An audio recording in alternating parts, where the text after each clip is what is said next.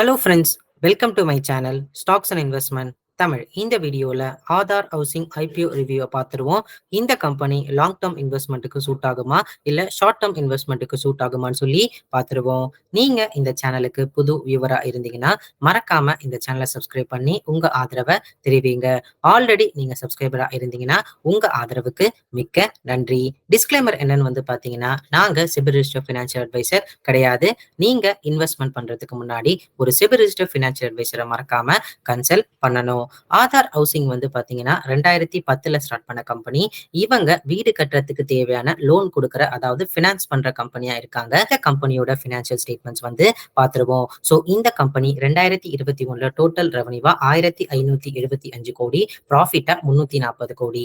2022 total ரெவன்யூவா 1728 கோடி, ப்ராஃபிட்டா 444 கோடி. 2023 total ரெவன்யூவா 2043 கோடி, ப்ராஃபிட்டா 544 கோடியா பார்த்திருக்காங்க.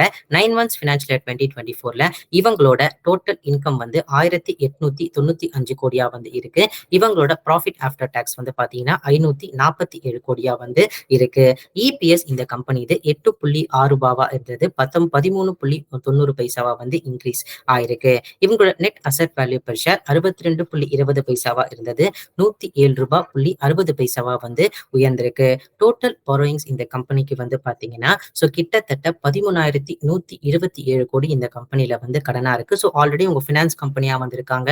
என்சிடிஸ், பாரோயிங்ஸ், அதுக்கப்புறம் பாத்தீங்கன்னா பாண்ட்ஸ் மூலியமா இந்த கம்பெனி நிதி திரட்டி அதை தான் இவங்க பினான்ஸ் பண்ணி அது மூலியமா வர இன்ட்ரெஸ்ட் வச்சு இந்த கம்பெனி லாபம் பார்ப்பாங்க. இந்த மாதிரி பினான்சியல் இன்ஸ்டிடியூஷனோட பேசிக் ஐடியாவே அதுதான். இந்த கம்பெனியோட கீ பினான்சியல் இண்டிகேட்டர்ஸ் பார்த்துருவோம். ஸோ இவங்களோட அசெட் அண்டர் மேனேஜ்மெண்ட் பாத்தீங்கன்னா இவங்க பிஎஸ் இவங்க மென்ஷன் பண்ணிருக்காங்க. Like Aavas Financiers, Home First, Indian ஷெல்டர்லாம் அவங்கள கம்பேர் பண்ண சொல்ல இவங்களோட அசெட் அண்டர் மேனேஜ்மெண்ட்டும் சரி, நெட்வொர்த்தும் சரி லார்ஜஸ்டா இருக்கு. ஸோ இவங்களோட அசெட் அண்டர் மேனேஜ்மெண்ட் கீழே கிட்டத்தட்ட 19,865 கோடி அளவுக்கு அசெட் வச்சிருக்காங்க.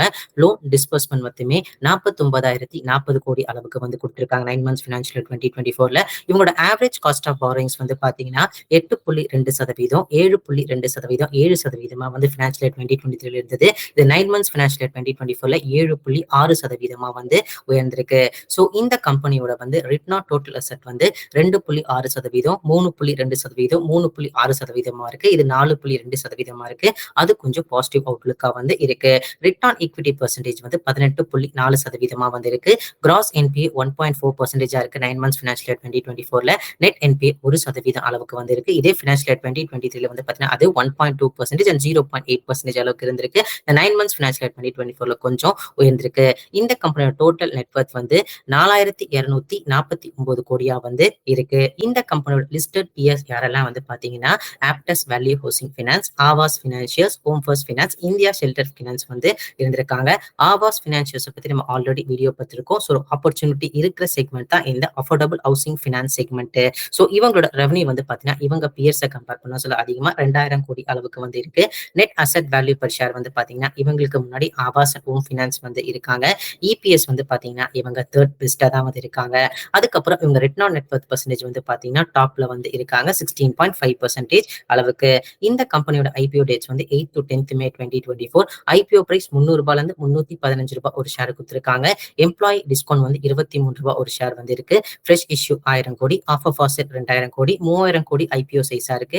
லாட் சைஸ் 47 ஷேர்ஸ் இருக்கு. 14,805 ரூபாய் இன்வெஸ்ட் பண்ற மாதிரி இருக்கும். பேஸ் வேல்யூ 10 ரூபாய். Retail allocation 35%. Listing on BSE and NSC.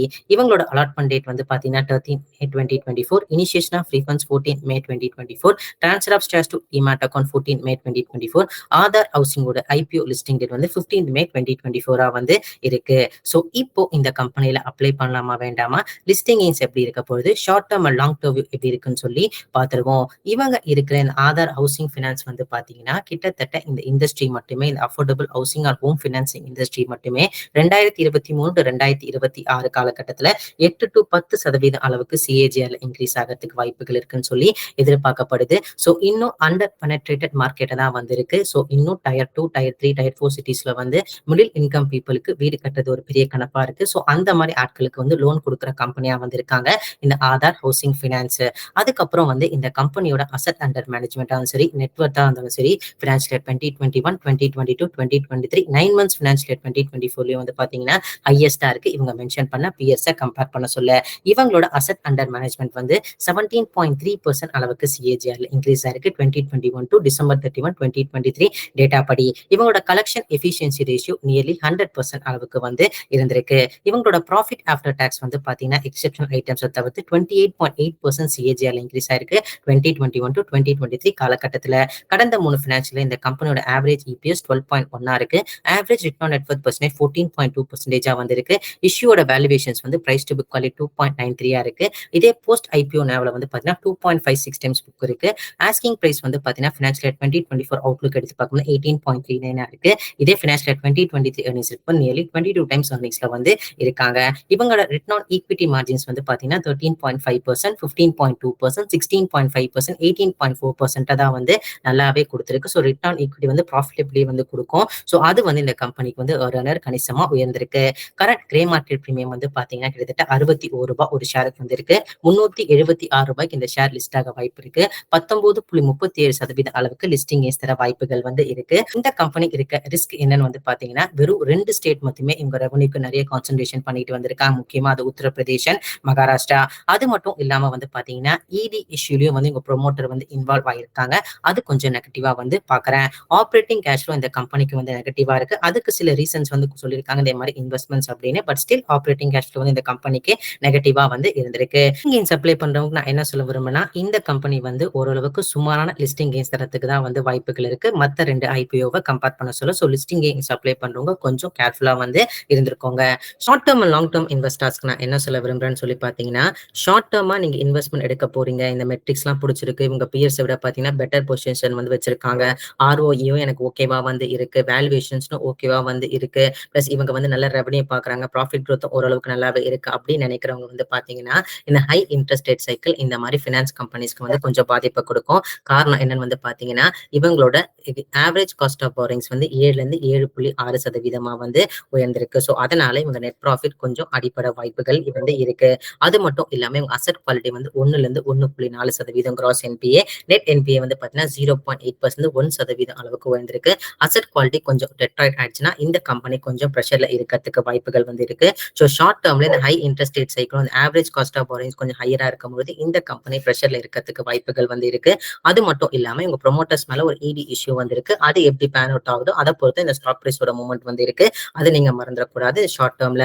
Long term பொறுத்த வரைக்கும் இந்த அஃபோர்டபுள் ஹவுசிங் செக்மெண்டோட பிசினஸ் வந்து பாத்தீங்கன்னா ஓரளவுக்கு நல்லாவே இருக்க போது. ஏன்னா கவர்மெண்ட் இனிஷியேட்டிவ் வந்து இதுக்கு வந்து இருக்காங்க. லோ இன்கம் செக்மெண்ட்டுக்கு இந்த அஃபோர்டபுள் ஹவுசிங்க்கு வந்து இந்த மாதிரி கம்பெனிஸான Aavas Financier, Can Fin Homes, Home First Finance, India ஷெல்டர்லாம் வந்து கொடுத்துட்டு இருக்காங்க. பட் ஷார்ட் டேர்ம்ல நிறைய ப்ரெஷர்ஸ் இருக்கிறதுனால தான் இந்த ஆவாஸும் சரி, ஹோம் ஃபர்ஸ்டும் சரி, அவங்க ரிட்டர்ன்ஸ் எடுத்து பார்க்கும்போது அந்த அளவுக்கு பெரிய ரிட்டர்ன்ஸ் வந்து இருக்காது. ஆப்டர் சோலில நெகட்டிவ் ரிட்டர்ன்ஸ்ல வந்து இருக்காங்க. ஸோ ஷார்ட் டேர்ம் கொஞ்சம் இந்த கம்பெனி ப்ராப்ளமா இருக்கும். பட் லாங் டேர்ம் ஓவராலா அந்த செக்டாருக்கு கொஞ்சம் பிரைஸ் ப்ராஸ்பெக்ட்ல இருக்கிறதா வந்து இருக்கு. இந்த இடி இஷ்யூ கொஞ்சம் இருக்கு. அதுவும் நீங்க மனசுல வந்து வச்சுக்கோங்க. எல்லாமே வந்து பாத்தீங்கன்னா என்னோட பர்சனல் வியூ. நீங்க இன்வெஸ்ட் பண்றதுக்கு முன்னாடி ஒரு தடவை செபி ரிஜிஸ்டர்ட் ஃபினான்ஷியல் அட்வைசர் மறக்காம கன்சல்ட் பண்ணணும். இந்த வீடியோ உங்களுக்கு பிடிச்சிருந்தா லைக் பண்ணுங்க. ரெகுலர் வீடியோ அப்டேட்டுக்கு பெல் ஐகானை கிளிக் பண்ணுங்க. மறக்காம stocks and investment Tamil channel subscribe பண்ணுங்க. தேங்க்ஸ் ஃபார் வாட்சிங் stocks and investment Tamil channel. Off பண்ணிக்கோ மோனி.